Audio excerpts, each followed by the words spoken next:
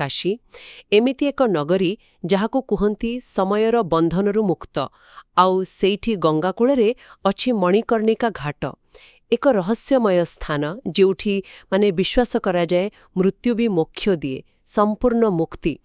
ଆମ ପାଖରେ ମଣିକର୍ଣ୍ଣିକା, କାଶୀରେ ମୋକ୍ଷର ଦ୍ୱାର ବହିର କିଛି ଅଂଶ ଅଛି। ଆଜି ଆମେ ଚେଷ୍ଟା କରିବା ଏହାର କିମ୍ବଦନ୍ତୀ, ଏହାର ଗଭୀରତା ଆଉ ରହସ୍ୟକୁ ବୁଝିବା ପାଇଁ। ଆଉ ଗୋଟେ ଆଶ୍ଚର୍ଯ୍ୟ କଥା ହେଲା, ଏଠିକାର ଚିତାନିଆଁ କୁହନ୍ତି ଶହ ଶହ ବର୍ଷ ହେଲା ଜଳୁଛି, କେବେ ଲିଭିନି। କୌଣସି ବନ୍ୟା, ବାତ୍ୟା କିଛି ବି ତାକୁ ଲିଭେଇ ପାରିନି। ଆସନ୍ତୁ ଏ ରହସ୍ୟ ଭିତରକୁ ଯିବା। ହଁ ଆଜ୍ଞା, ଏଇଟା ସତ ଯେ ମଣିକର୍ଣ୍ଣିକା କେବଳ ଗୋଟେ ଶବଦାହ ଜାଗା ନୁହେଁ। ହିନ୍ଦୁ ବିଶ୍ୱାସରେ ଏହା ଏକ ମିଳନସ୍ଥଳୀ, ଜୀବନ, ମୃତ୍ୟୁ ଆଉ ମୋକ୍ଷର ଗଭୀର ଧାରଣା ସବୁ ଏକାଠି ହୁଏ ଏଇଠି।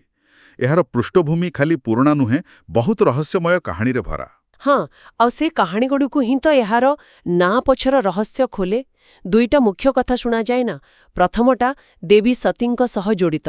ଯେତେବେଳେ ଶିବ ସତୀଙ୍କର ଦଗ୍ଧ ଶରୀରରେ ଧରି ବୁଲୁଥିଲେ, ସେତେବେଳେ ବିଷ୍ଣୁ ସୁଦର୍ଶନ ଚକ୍ରରେ ଶରୀରକୁ କାଟିଦେଲେ। ତ କୁହନ୍ତି ଏଥି ଦେବୀଙ୍କର କର୍ଣ୍ଣ କାନ ପଡ଼ିଥିଲା। ଆଜ୍ଞା।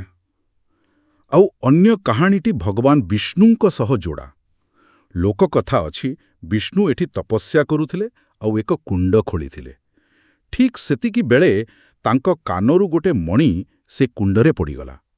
ତ ଏଇ ଦୁଇଟା ମଣି ଆଉ କର୍ଣ୍ଣିକା, ଏଇ ଦୁଇଟା ମିଶି ସ୍ଥାନର ନାଁ ହେଲା ମଣିକର୍ଣ୍ଣିକା। ଏମିତି ଏକ ବିଶ୍ୱାସ। ଆଚ୍ଛା, କିନ୍ତୁ ଏ ନାଁ ପଛର କାହାଣୀ ତ ଅଛି। ହେଲେ ଏ କିମ୍ବଦନ୍ତୀଗୁଡ଼ିକର ଗଭୀରତା କ'ଣ? କେମିତି ଏହା ଜାଗାର ମହତ୍ତ୍ୱ ବଢ଼ଉଛି? ହଁ, ଏଇଟା ବହୁତ ଗୁରୁତ୍ୱପୂର୍ଣ୍ଣ କଥା। ଦେଖନ୍ତୁ, ଏହି କାହାଣୀଗୁଡ଼ିକ ମଣିକର୍ଣ୍ଣିକାକୁ ହିନ୍ଦୁ ଧର୍ମର ତିନି ମୁଖ୍ୟ ଶକ୍ତି ଶିବ, ବିଷ୍ଣୁ ଆଉ ଶକ୍ତି ସମସ୍ତଙ୍କ ସହ ଯୋଡ଼ି ଦେଉଛି। ଏହାଦ୍ୱାରା ସ୍ଥାନଟିକୁ ଏକ ଅସାଧାରଣ ପବିତ୍ରତା ମିଳୁଛି। ଆଉ ଏହି ପବିତ୍ରତାର କେନ୍ଦ୍ରରେ ହେଉଛି ସବୁଠୁ ବଡ଼ ରହସ୍ୟ, ମୋକ୍ଷ ମିଳିବାର ବିଶ୍ୱାସ।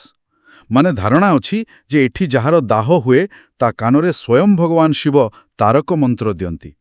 ଏଇ ବିଶ୍ୱାସଟା ହିଁ ମଣିକର୍ଣ୍ଣିକାକୁ ଗୋଟେ ସାଧାରଣ ଶ୍ମଶାନରୁ ଏକ ଆଧ୍ୟାତ୍ମିକ, ଏକ ରହସ୍ୟମୟ ଦ୍ୱାରରେ ବଦଳାଇ ଦେଇଛି, ଯେଉଁଠି ମୃତ୍ୟୁ ଶେଷ ନୁହେଁ, ବରଂ ଈଶ୍ୱରଙ୍କ ସହ ସିଧା ସଂଯୋଗର ମୁହୂର୍ତ୍ତ।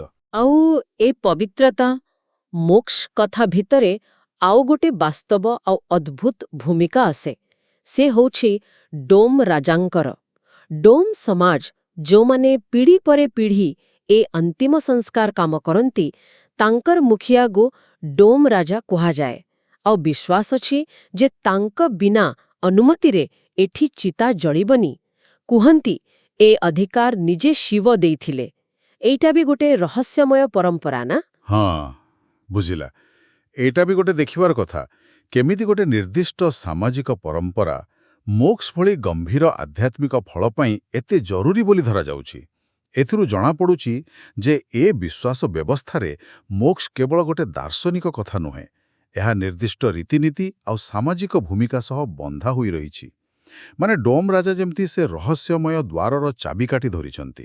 ଆଉ ବୋଧହୁଏ ଏଇ ଗଭୀର ବିଶ୍ୱାସ ଆଉ ରହସ୍ୟମୟତା ପାଇଁ ହିଁ ଏତେ ନିଆଁ ଜଳୁଥିଲେ ବି ଆମ ସୂତ୍ର କହୁଛି ଘାଟର ପରିବେଶ ଭୟଙ୍କର ନୁହେଁ, ବରଂ ଏକ ଅଦ୍ଭୁତ, ଏକ ଅଲୌକିକ ଶାନ୍ତିରେ ଭରା।